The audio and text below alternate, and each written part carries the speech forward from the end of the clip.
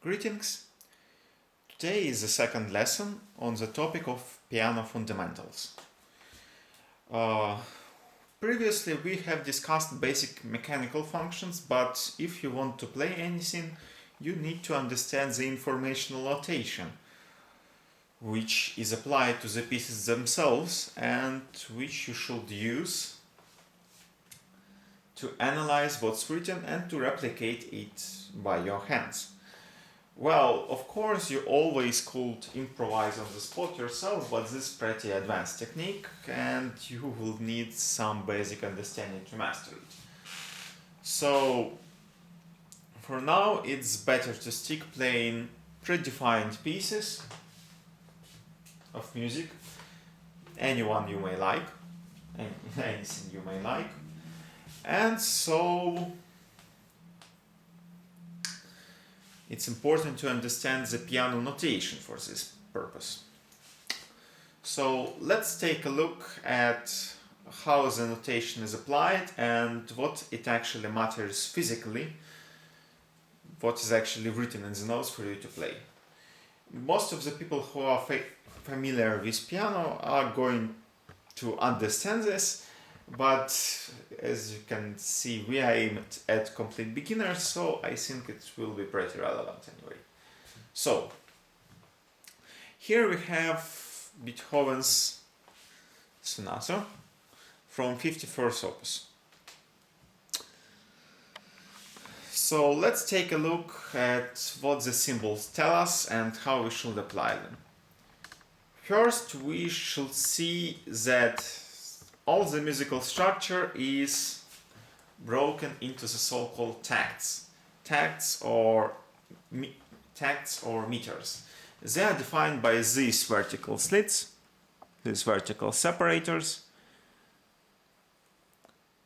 which basically differentiate one moment from another.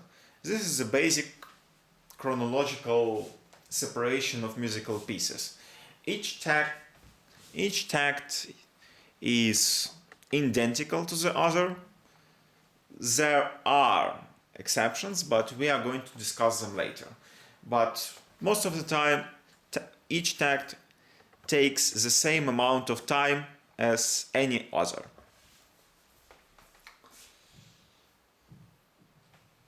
So, before we go to the notes which are possessed which remain inside the tact, let's look at the starting line. As you can see, each and every line is presented with several symbols. They are actually extremely important and they predetermine the character of the musical piece you play, how you play it, and most importantly, they predetermine the notation itself and how long the tact, basically vertical, separated with vertical slits, takes time to play. So, first we have keys. There are actually more form of key notations, but piano notations uses only two keys, the G key and the F key, also called the string key and the bass key. The string key looks like that, while the bass key looks like that. The reason why they are called the G and F key is because the main dots from which the whole figure is written are located on the staples for those notes in the notation. So basically, the upper key, the string key, again remember they are called keys, is usually used for right side of the keyboard.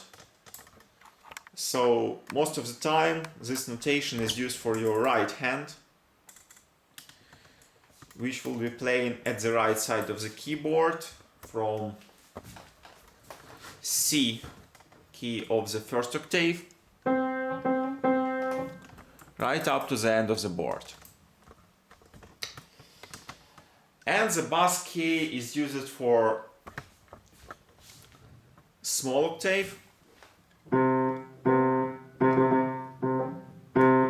and right to the end of the board on left. It's important to understand the difference between them because the same note written in different keys would actually look different. For example, look at the first tact here.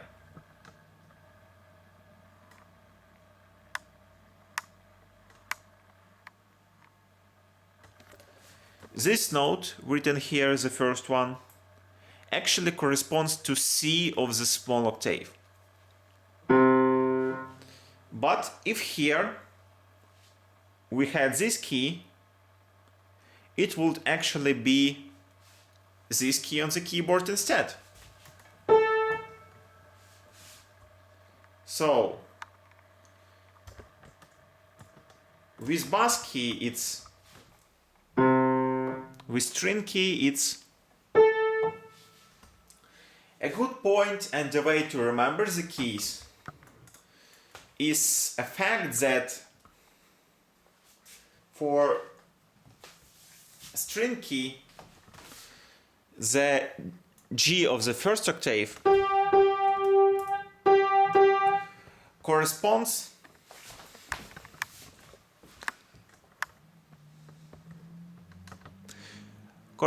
to the second from the bottom line. So basically G of the first octave is located there. See it more clearly. This is the point of origin for G key system, you could say. And for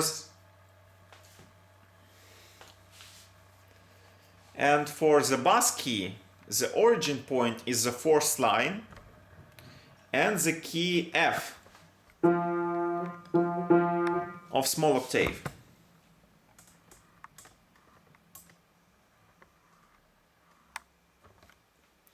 So basically this is the origin point and this is the key F of small octave located here.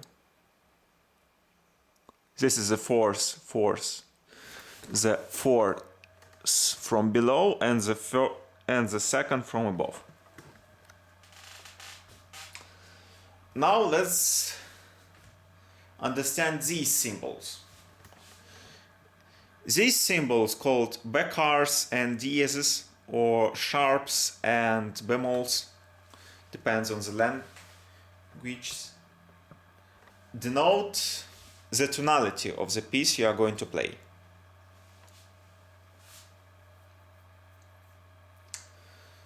We will discuss the tonality later in more detail, but for now let's just say that these symbols, they represent those white keys you need to treat as black keys for while you are playing. Basically, this symbol denotes a shift lower on the left side of the keyboard. So, as you can see, it's located on the third line. So in sharp key, so in G key, it corresponds to the H key. And in practice, this means that when you encounter an H note, you do not play H, but rather shift half a key to the left and end on the black key. Of course, you might ask, what if you have C sharp, for example? This means that it shifts automatically to the next key, which is unfortunately white key, but it still shifts to the white key. So it's not actually tied, so the symbol is not actually tied to the black keys, but to the fact that you need to shift exactly one key lower in case of bemol, like here in this sonata, or higher in case of sharp. To see how sharp looks, Look here, please.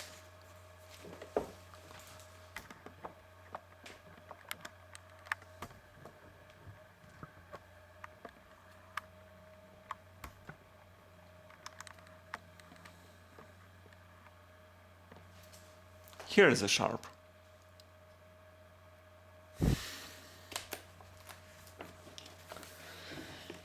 Now, to more properly understand notation, let's go about the standard range. So, as you can see, we have the so-called standard ranges, which represent what we can achieve with the starting keys. Basically, standard range is usually 10 notes, no more nor less, in one octave. For example, this note right here is C of the first octave. But as you can see, it's not written onto the 5 lines which you see before you, because those lines, as I said before, start the countage from E of the first octave, and the origin point is G, located onto the second string from the 5 which are present.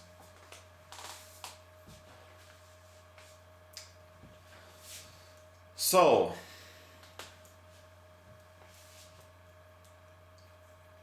in order to accommodate those additional notes, like C of the first octave, or let's, for example, shift this position and look at this. This is A of the second octave. To accommodate those additional notes, you need to write basically additional lines. So those lines are written inside the note, and therefore, if you look closely at the note written here, if the note doesn't touch an existing line, it basically appears crossed out, because it's actually the additional line it's written on. It's more common in higher octaves or too low octaves for bass key, but you can see it clearly. In some instances, the notes climb so high or so low that you are forced to write 2, 3, or even 5 additional lines. For example, let's look at this. Here, as you can see, it's C of the, it's E of the third octave. As you can see, there's 3 additional lines written for it. So let's return to the starting point.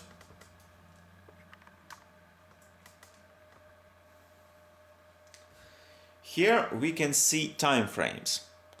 Time frames, you could say, are the most important aspects of playing, because they denote how long your tact, again separated by vertical frames, takes in time, and how much time you have to stuff inside one tact.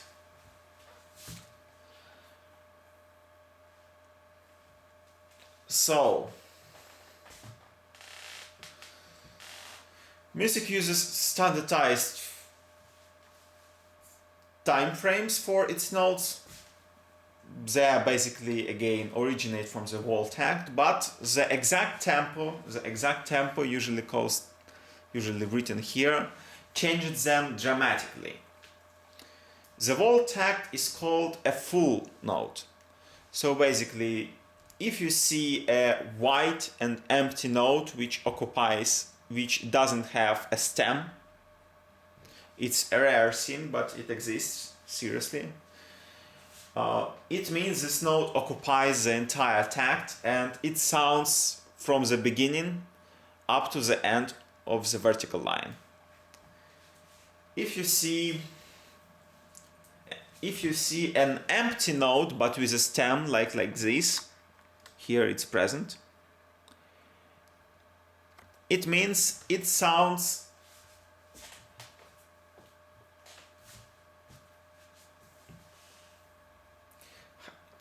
half of the tact actually. Solid with empty stem sounds a quarter of the tact usually. And here we are going into an interesting conclusion. Actually, the origin point for those numbers are those quarters. Because while the lower number denotes which type of note, which number of note you use to count the tacts. So basically, in how many halves each tact is divided rhythmically. For example, 3/4 number means that the tact is divided into 4 rhythmical portions. So when you play the music, each tact musically is separated into 4 different portions of beats. This is exactly the type of beats you imagine, drum beats. So it looks like this. This tact starts tam, tam, tam, tam. So each tact has 4 beats and the notes are used to define those beats. So for example, you might encounter wired rhythmic beats, wild rhythmic denominators like 3/2s. This means that the tact will have three half beats. It would sound like something like that. Tam, tam, tam. So, as we said, the second number is how many quarters there are,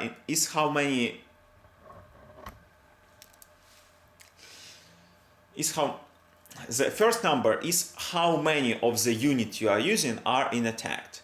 The second number is the unit you are using. I am sorry for misinterpreting, I am sorry. But this is like that. So, let's see how it looks in practice.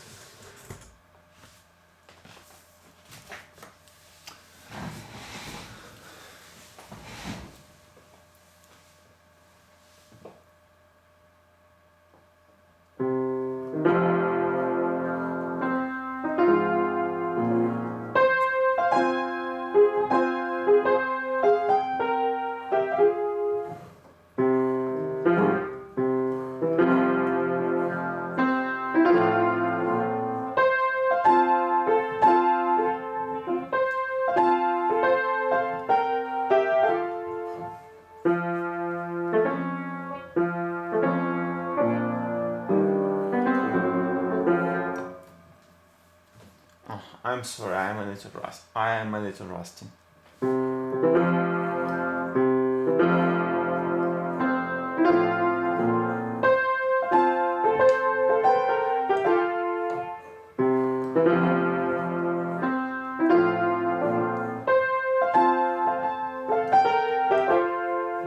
So as you can see, there are 3 beats and 4 time, and each beat is 1/4 time piece. Let's look at this.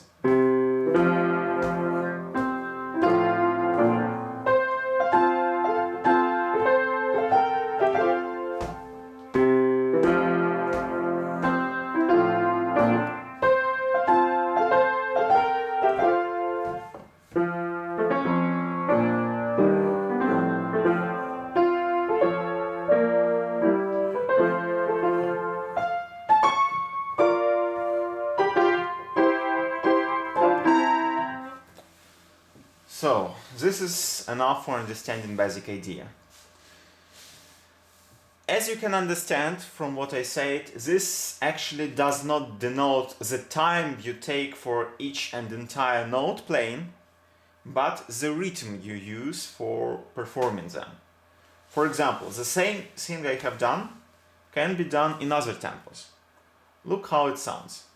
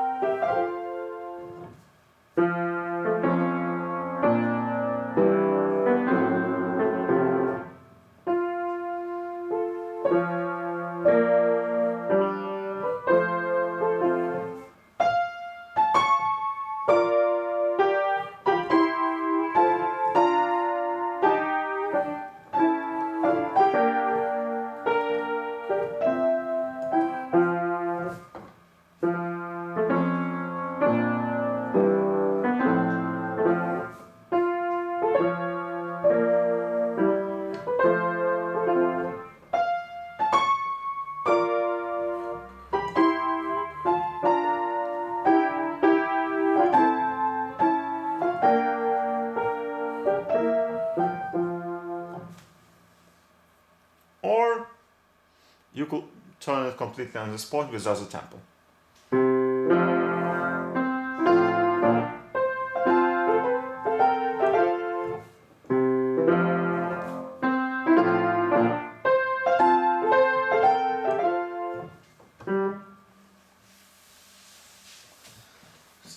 So let's continue the examination of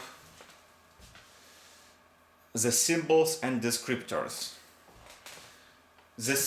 You will actually encounter the symbols which are used to denote the level of expression, or actually the level of force you will be using for each individual key at the same moment of time. They are usually written as letters and denote basic Italian terms. For example, P, right here and in any other part of musical text, denotes piano, or from in direct translation from Italian, lower. So basically, if you see the P letter written, it means that the piece composer has intended for you to perform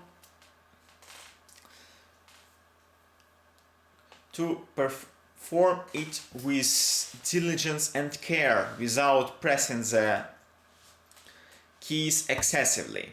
Basically, it denotes a low level of sound you should produce. So if you see the P denominator, it means that you shouldn't grab the key too tightly and you shouldn't create any additional noise here.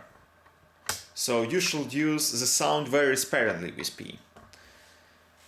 It's actually the opposite with F.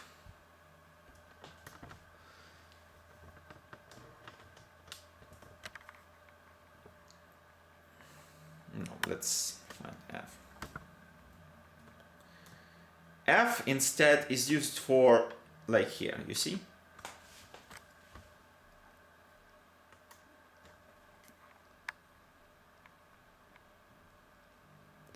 F instead is used for forte, and it means that the composer fully intends for you to employ the whole range of your ability to make this part much, much louder. So, in addition, forte has a special meaning when an additional S, small s, is attached, like here, before it. It means sforzando, which means that you should provide a direct contrast between low and high amplitude of sound here. So basically, the rapid increase of sound here should be unexpected,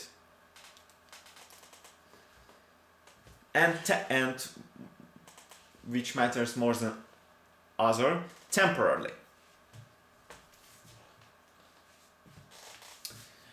So sometimes, especially in later works of music from 19th century forward, you will see 2, 3 or even 4 P's or F's written together. It actually means amplitude. The more volume sounds, the more volume denominators like P or F's are written together, it will look like 2P written together or 3 F's written together. The more intense the application of low or high sound should be. So basically, the more P, the less sound you need to make. The more F, the more sound you need to make. 2 P's will be barely heard, while 4 F's would actually amount to a roar, a lot of noise. So,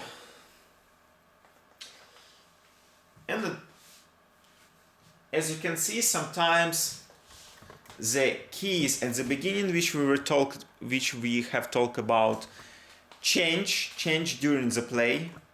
You can see it right here. We have shifted to string key, and after just 2 tacts, we are shifting back to back key in the left hand. I am sorry for forgetting this, but I think you already understood that the upper part refrains to the things you play by right hand, and the lower part refrains to things you play by left hand.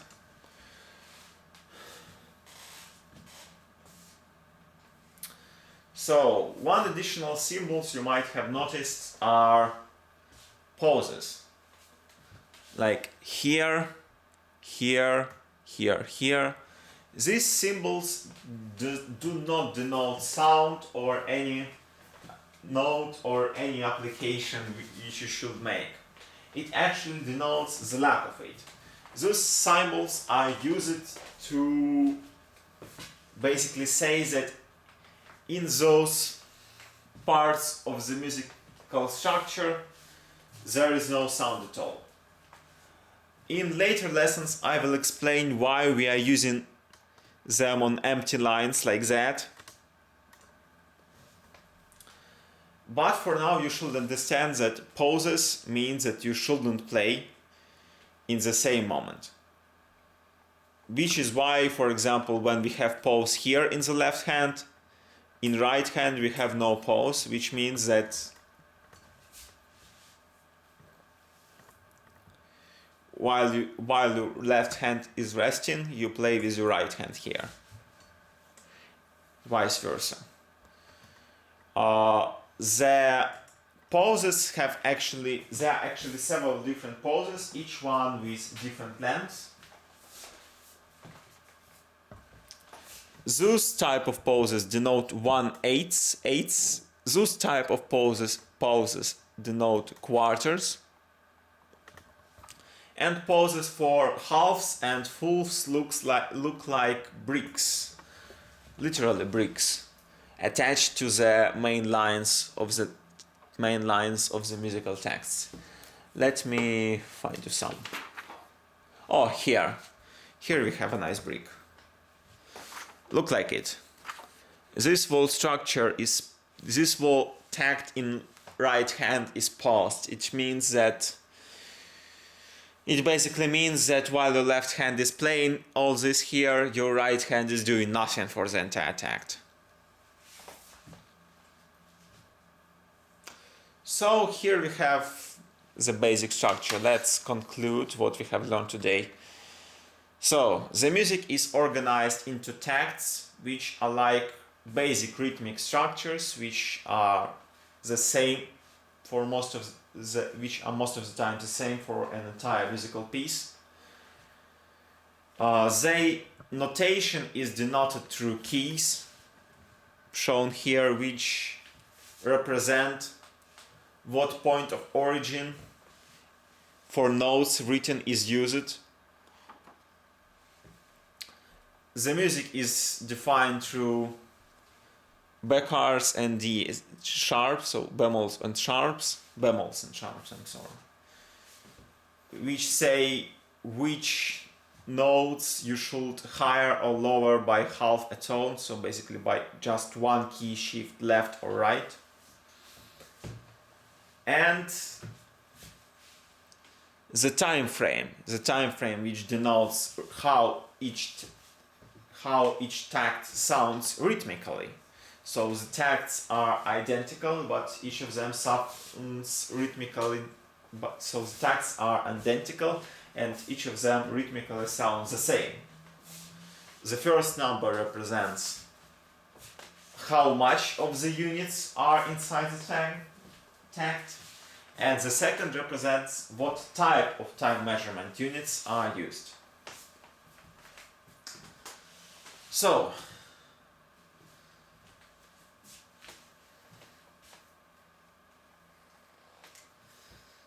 next, we understood the musical notation.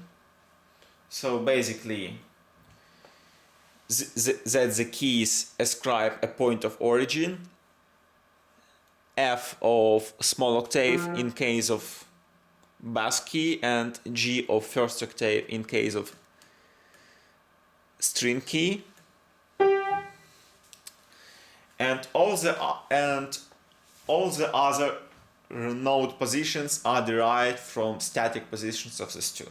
It's really axiomatic. So basically, it's actually an agreement that the G of the first octave is located onto the second string from below in this key, and the F of the small octave is located onto the second string from above of the bass key. And we have learned about pauses, the emotional nominators, basically how much volume you should give, P and F.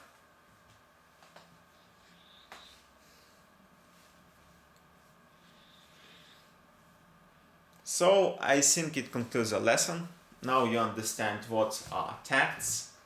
Now you understand what are keys, so what do they define. Now you understand what is quarteration. So basically those numbers that they define tacts, they define rhythmically what do you play. And you understand how to count notes, what all these P's and F's mean.